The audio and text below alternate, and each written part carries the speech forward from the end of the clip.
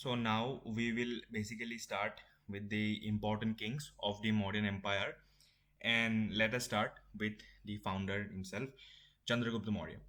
So Chandragupta Maurya founded the Mauryan Empire, as I had already mentioned, in 322 BC by defeating Dhanananda of the Nanda Empire. Information regarding Chandragupta Maurya isn't much known or has not been much documented. Like, there are different theories regarding his birth, his childhood, his upbringing, his lineage. Some say his ancestry lies in the Nanda Empire itself. Some says he was born to a Shudra woman. Some says he belonged to the merchant communities, and some says that Kautilya, when Kautilya found Chandragupta Maurya as a kid, he found him playing alongside the village boys, which suggests that he might come from a medium or a very low average community. So different theories are there regarding Chandragupta Maurya's lineage.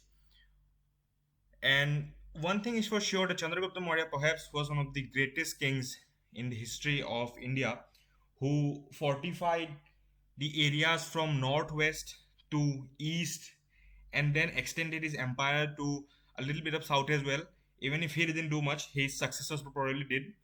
And he is a great king, but then a great king always has a great advisor or a bunch of great advisors. In his case, his great advisor was Chanakya or Kautilya, and in Greek text, Chandragupta is also known as Sandrokotos. I mean, Greek accounts mention him as Sandrokotos, Sandrokotos.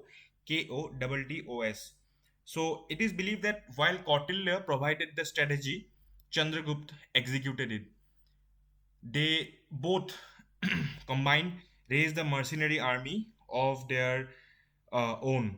And after defeating Dhanananda, Chandragupta also entered into a treaty in 305 BC, according to one report, with Seleucus Nicator, in which he acquired the western region of Baluchistan, eastern Afghanistan, and also region to the west of Indus as well. And some people believe in this treaty with Seleucus Nicator, he had to marry Seleucus Nicator's daughter as well. And in this treaty, Seleucus Nicator gave him 500 elephants, and this treaty was very helpful. मतलब कि ये कहा जाता है कि जैसे इन्होंने Seleucus के साथ एक ट्रीटी की थी चंद्रगुप्त मौर्य ने, उनकी बेटी के साथ इनका विवाह कर दिया गया था चंद्रगुप्त का.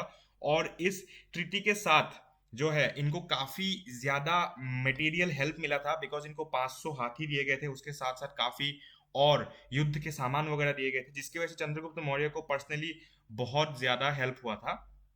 चंद्रगुप्त मौर्य के द्वितीय जीवन या उनके जो बाद की जिंदगी है उसके बारे में ज्यादा कुछ तो हमें बहुत सारे अकाउंट से नहीं मिलता.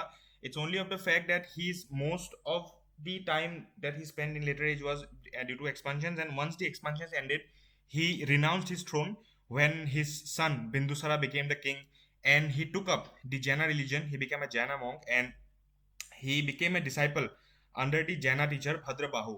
वो जो जैना टीचर थे भद्रबाहु, उनके अंदर वो उनके डिसाइपल बन गए. सो चंद्रगुप्त मौर्य के बाद राजा बनते हैं उनके बेटे Bindusara. And regarding Bindusara we do not know that much because his life was not well documented as was Chandragupta Maurya. And there are not many accounts mentioning Bindusara as great as Chandragupta Maurya. Although some normal details are given regarding Bindusar also, is that he became a king at the age of 22, and with the help of the great Chanakya, Bindusar conquered the 16 other Janapadas or Mahajanapadas and brought them under the Mauryan control. And one thing that I forgot to mention in regarding Chandragupta Maurya was कि उनके court में जो Greek ambassador थे वो Megasthenes आए थे, और Megasthenes के बहुत सारे बुक्स पे हमें बहुत कुछ सीखने को मिलता है मौर्यन एम्पायर के बारे में, स्पेशली उस टाइम चंद्रगुप्त मौर्य के बारे में. सिमिलरली उसी तरीके से जो सेल्यूसिड एम्पायर के एम्बेसडर थे डेमिकस, तो डेमिकस आए थे बिंदुसार के रेन में. तो डेमिकस के बुक्स और उनके अकाउंट से हमें जो है बिंदुसार के बारे में पता चलता है.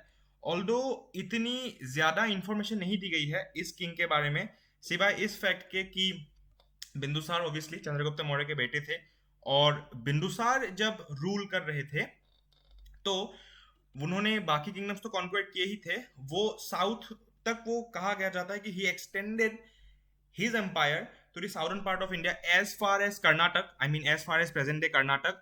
Although he didn't wage a war against the Tamil, because at the time the Tamil kingdom was ruled by the Cholas, and the Chola king was Ilamset Seni.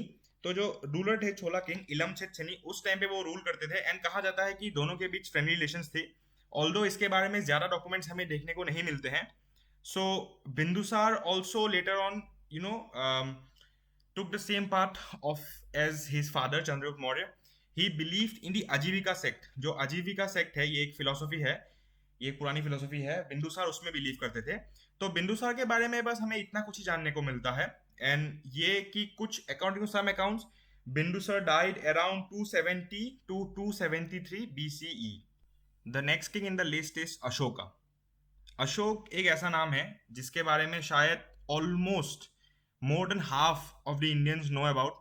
He is a king whose written during whose time written documents were well preserved. He is a king because of whom we get a lot of ethics today.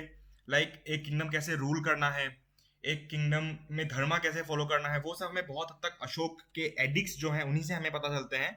तो Ashok was obviously the son of Bindusar and he was the grandson of Chandragupta Maurya.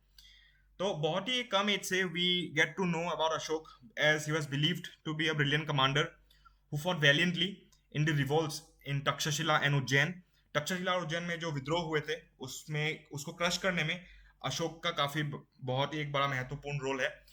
Apart from wars and battles, Ashok is basically known for his discipline and his rules. as Ashok के जो principles है अहिंसा को लेके वो काफी ज्यादा famous है. अहिंसा को लेके उनके रूल्स थे, कुछ अहिंसा को लेके उन्होंने कुछ गाइडलाइंस फॉलो करने को कहे थे कि किस तरीके से किंग को बिहेव करना चाहिए अपने प्रजा के साथ, how to behave with the animals, to carry on the hunting और स्पोर्टिंग एक्टिविटी.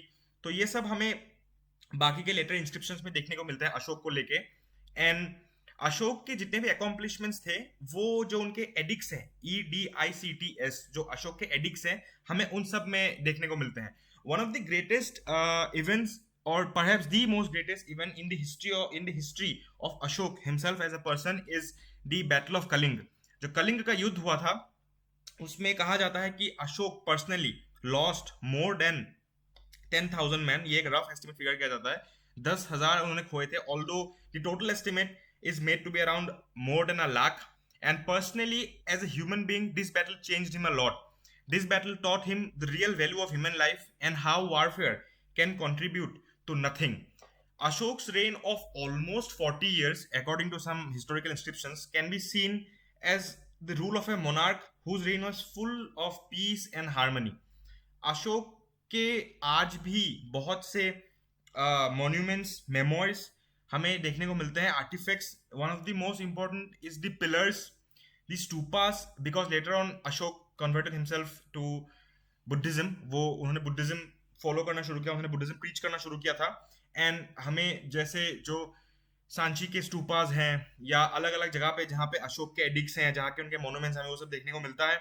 जो अशोक स्तंभ है, जो आज इंडिया या इंडिया के किसी भी एक लीगल एक लीगल पोस्ट या किसी भी एक लीगल फैक्ट को रिप्रेजेंट करता है, वो आज भी हम यूज करते हैं, वो अशोक के टाइम से ही आया था.